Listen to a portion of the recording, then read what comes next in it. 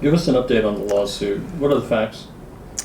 Well, the district court granted some of the defendants' motions for sanctions against Ernie and I.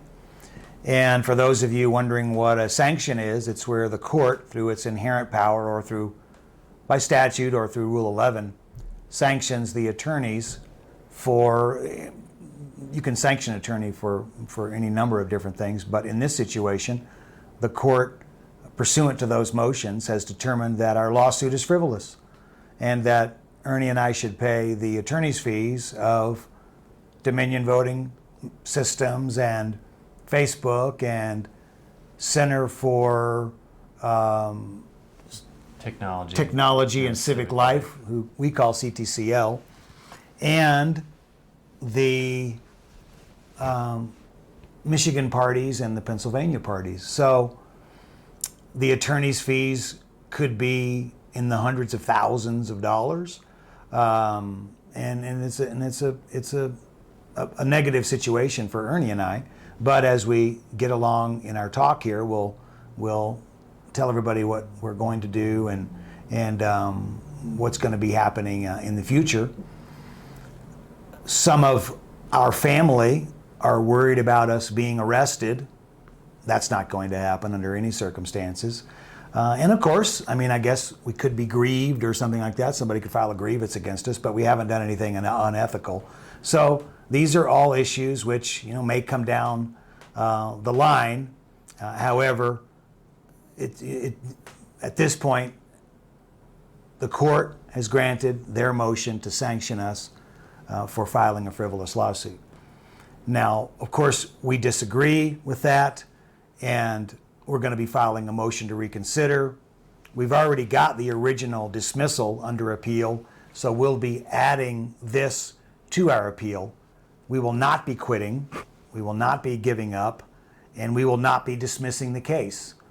And so, of course, we have some thoughts about why the judge did it, and we disagree with the judge's reasoning, but that's what we're just dealing with right now. One of the issues that was brought up out of the multitude of issues was our fundraising. Just to let everybody know about that right away, we presented to the judge all of our fundraising. We didn't actually give him the documents, but we brought him to court. And we're going to be releasing a full accounting of the $97,000 that we raised through our fundraising, all of which went to cost and paralegals and rent and increased production expenditures and other things like that, like doing these videos and an independent telephone line that we established and our website and things like that. So Ernie and I have not profited and we've not made any money whatsoever off this case. And of course that was one of the concerns. But at this point, like I've said, we've been sanctioned. It's not over. We're going to be appealing. And although it's not a happy day for us, it's part of this battle and we have to keep moving forward.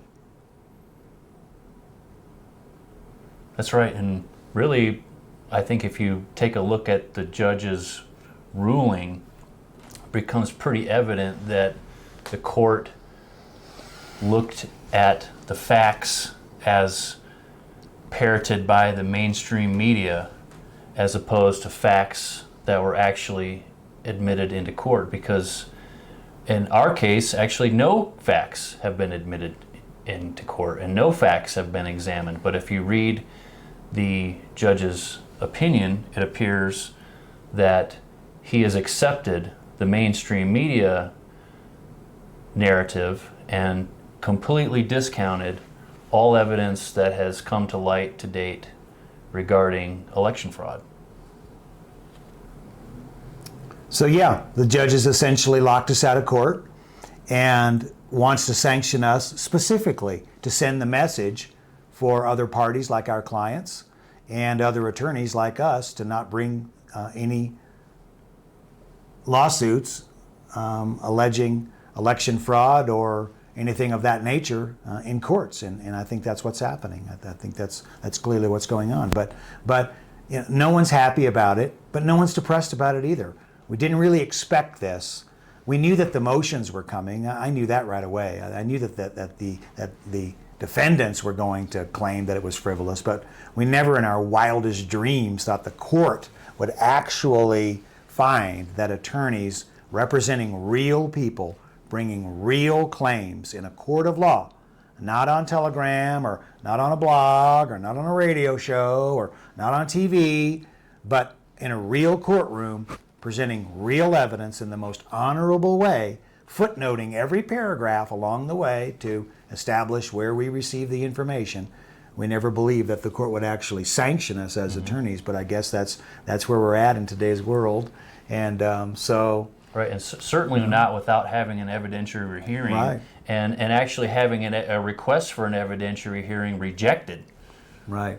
We filed a motion after the legal arguments of the parties. The court set it for a hearing, and we told the court flat out. I mean, I was looking that judge right in the eye, and Ernie was very aggressive toward the other attorneys. We've never said anything bad about the court. We're not here to criticize the court. We've never criticized the other attorneys, and they just land-based us. I mean, they just go off on us like we're just the worst people on the earth. And all we've ever done is represent clients in court trying to support the Constitution and everybody's right to vote for president. My voicemail is absolutely full of negative and hateful messages. My staff in my office is inundated with negative calls now.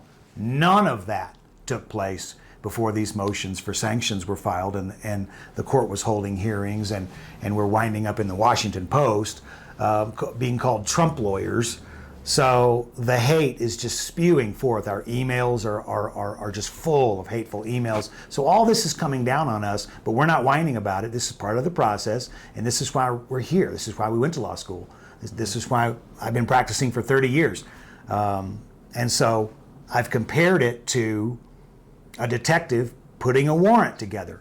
And a detective can take expert reports from, in our state, it'd be the Colorado Bureau of Investigation, but every state has their own expert labs, and a detective can take the field notes of a responding officer and incorporate that into an affidavit to have someone arrested based on probable cause, not just a civil action, which has to raise to the level of plausibility, but to arrest someone for probable cause. A detective would piece together the mosaic of evidence, put it into the affidavit with his or her own investigation, as we did, and then present it to the court. So that's exactly what we did.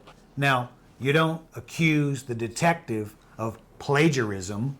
You don't accuse the detective of cutting and pasting from the expert report into the application for the affidavit the affidavit for an arrest warrant, and you don't fire the detective for submitting the application. You basically sign the warrant 100 out of 100 times. So this is just a hot topic issue, and it's just something that I don't think district courts want to handle across the country. So, well, the judges wouldn't call the detective a propagandist anyway. Right. I don't think so. So that's where we're at. That's where we're at as we speak.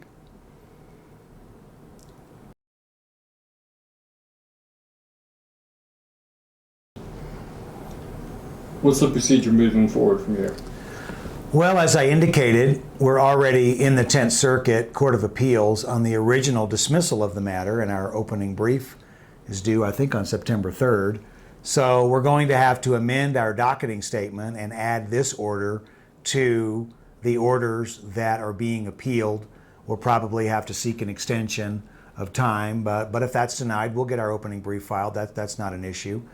And from there, the other side will probably be a little disappointed that we just didn't tuck tail and run, but they'll have to file response briefs, and there'll be oral argument, and there'll be a 10th Circuit Court of Appeals decision with regard to whether the people have a right to come to court and exercise their rights to file a complaint, to investigate their grievances with counsel of their choice, and determine whether or not by that time we won't really know what's been disclosed, but we can assume that a lot more will be disclosed, but none of that may be relevant.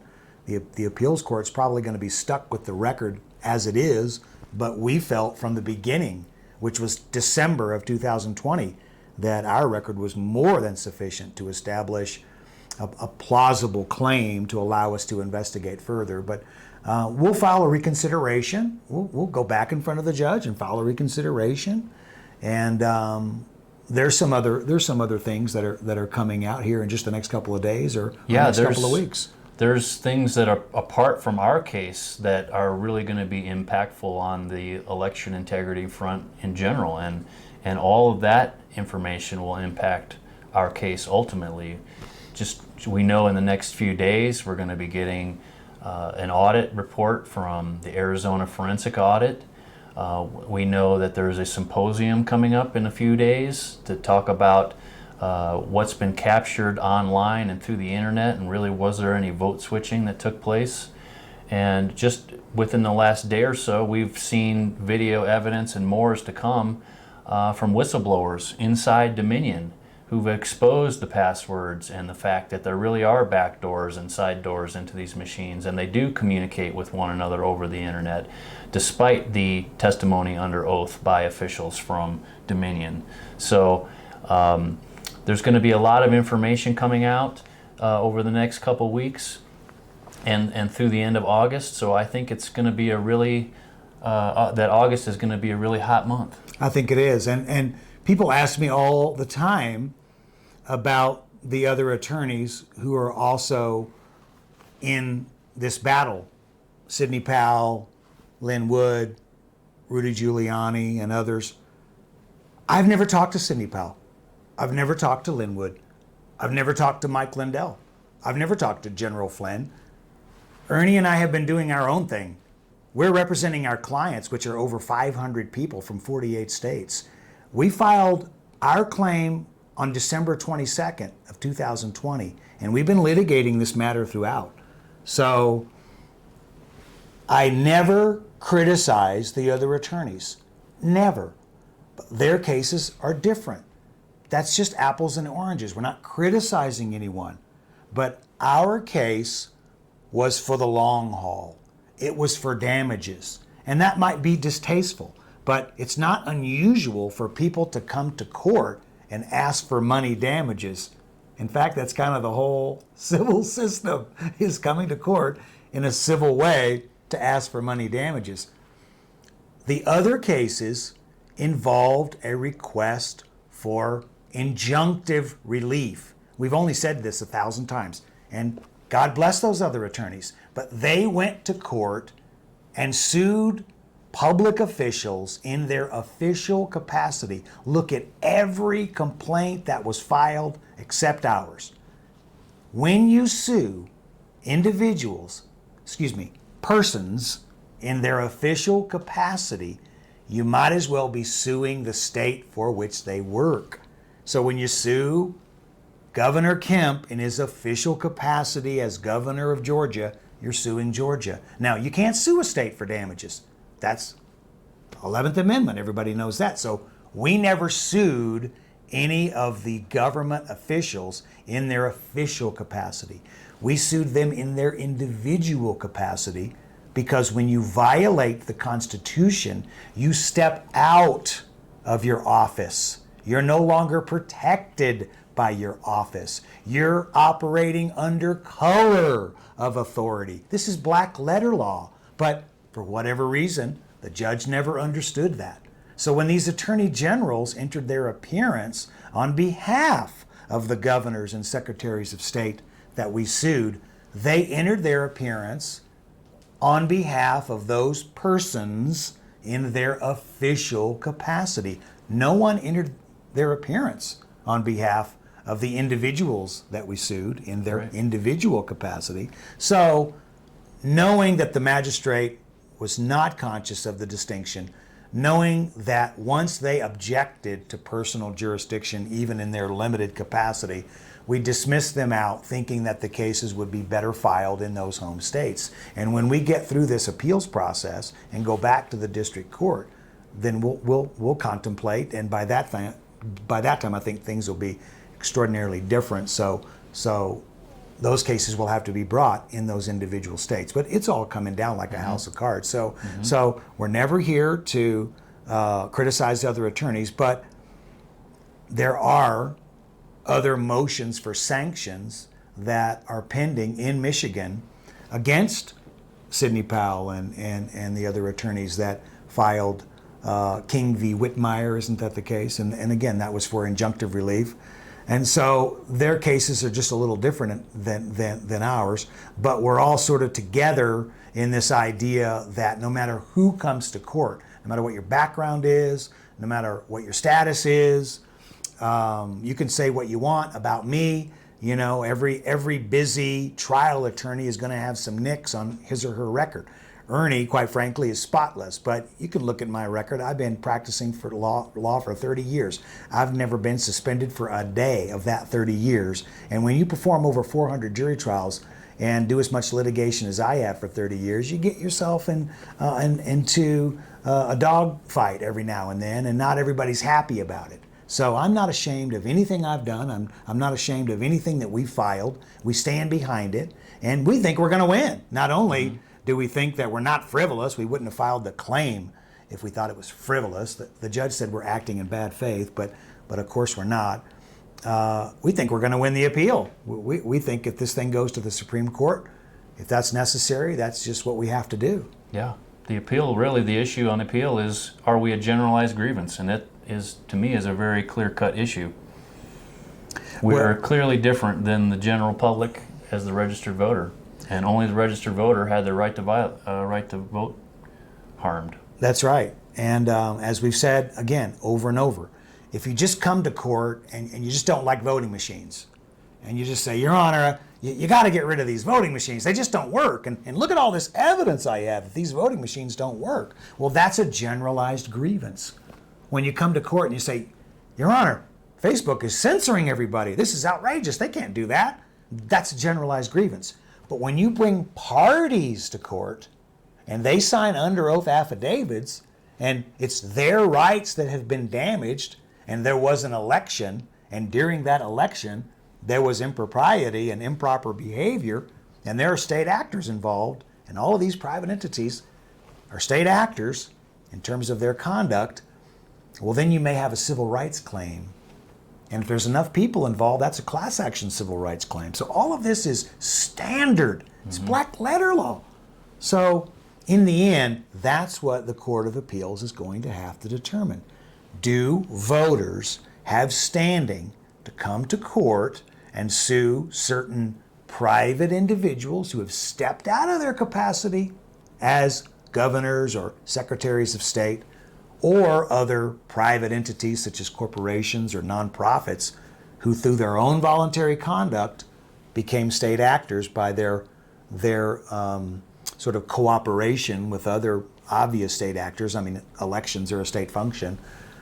That raises the question of whether or not the defendants are a state actor, which impacts the issue of standing. So the court ordered that we didn't have standing without even addressing the issue of whether or not these defendants are state actors. So there are a lot of issues that the 10th Circuit or the Supreme Court are going to have to determine, and that's all going to be taking place. So if we can't get these motions for sanctions overturned through some form of reconsideration, then that'll be a part of the appeal, and that will be going on for some time.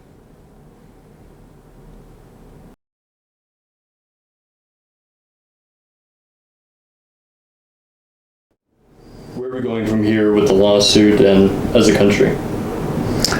Well, our first bit of advice that we're telling to ourselves and to our family is to stay as strong as possible and to try to stay upbeat and know that we're in this for the long haul. Many, if not all of our clients feel like they don't have a vote. Like, you can go vote, but what matter is it if whatever you vote gets overridden by phantom votes or vote switching or whatever the case may be? Well, now they feel like they don't have a voice. So if they don't have a vote and they don't have a voice, So that's not a very comfortable feeling. And so not only do they not have a vote or a voice, they don't have attorneys. Because when your attorney files the suit on your behalf, the attorney gets sanctioned and criticized and defamed and slandered all across the world. So it hasn't been a pleasant experience for us, but we're not backing down, and we're moving forward in the most positive way that we can. And so from that perspective, we want to tell our clients to hang in there with us, and we want to tell the other people that are supporting us that we're not giving up and that we're going to continue this fight, not to give it the good fight and lose honorably, but to win this case and to hold those who are responsible, legally responsible for their conduct. One of the factors that the court mentioned was the amount of damages that we requested, which we outlined in our complaint was $160 billion. Well, there's 160 million registered voters, and as we calculated, we would think that the right to vote is worth at least $1,000 per voter. And although the judge compared it to the GDP of Hungary or something like that, that's about a week's worth of money that Facebook makes. So many of our clients think that that is an extraordinarily low number.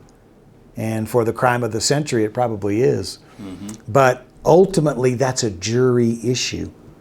The jury could find that the defendants aren't liable and goose egg us.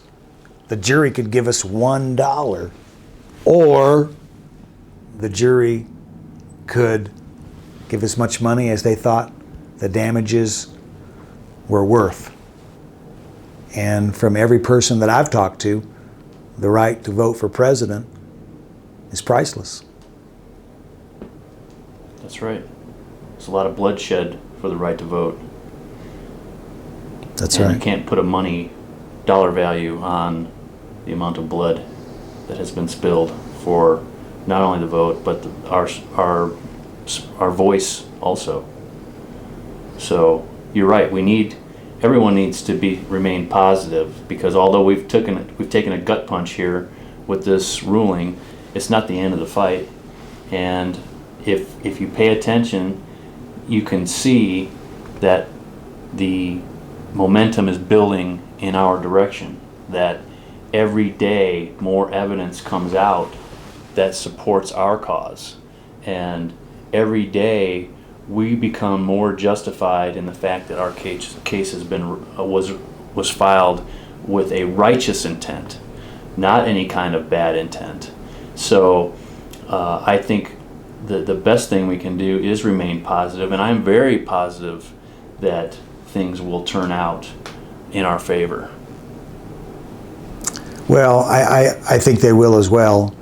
And lastly, I would just remind everyone to stay peaceful, because we were also accused of contributing to things like the so-called insurrection of January 6th, and nothing could be further from the truth. We filed this action specifically to resolve these matters in a civil and peaceful way in a court of law, and not on a battlefield. And so it's our duty to remain peaceful, to mitigate our damages, and to try to understand the positions of our adversaries. But noting what's at stake, we cannot quit. We cannot quit. And we've been criticized and, frankly, completely ostracized, blackballed, because we don't believe that this lawsuit is about reinstalling Donald Trump. And so, although the mainstream media wants to call us Trump's attorneys or pro-Trump, whatever, we don't like or dislike Donald Trump. It just has nothing to do with Donald Trump. It could be any person, it could be any candidate that ran and was robbed. And so although it has nothing to do with Donald Trump. We have nothing against Donald Trump. It just has nothing to do with him. He's going to die someday. We're all going to die someday. But what about our grandchildren? Our unborn grandchildren? What about their right to vote? Are we even going to have a system? Are we even going to have a republic? Well, if we don't get these things resolved, then everything is at stake. So yeah, we put it all on the line. And we put it all on the line for our clients, and we put it all on the line for the rest of the country. We put it all on the line for even those people that are leaving me nasty voicemails and sending me hateful emails and causing my family to worry about us and our physical safety. We're doing this for the country. And if we make a bunch of money at the end, well, we deserve every dollar. If we lose everything, well, that's what's on the line.